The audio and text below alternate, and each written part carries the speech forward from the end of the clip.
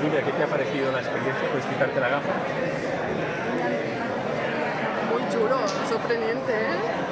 Que se olvida totalmente que se está en una feria. Se parece que estás en el campo casi. Me gustó mucho. Y el tema de sacar sonido de las uvas, ¿qué te parece? Pues yo con la música no, yo no la entiendo mucho, pero a lo mejor si la conectas con algo más natural, como las plantas, las líneas, pues me interesa más, ¿sabes? O sea, estéticamente hay que llevar al gusto estético de cada consumidor, pero como adelanto tecnológico de poder escuchar cómo suena una viña y sacar el sonido del vino, Sí, claro. igual que se saca el vino, el agua de la uva, sus características organolépticas, y una más sea el sonido, ¿te parece bien? Me parece muy interesante.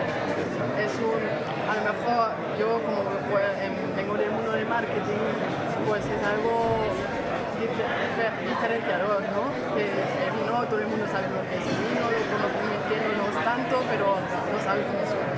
Entonces si puedes combinar con la botella, con la experiencia, creo que puede ser interesante.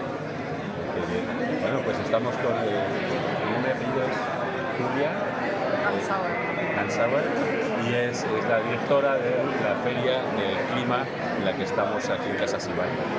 Su opinión es muy valiosa para los estudios del huerto del sonido. Muchas gracias por su colaboración. Nada, gracias a ti por venir.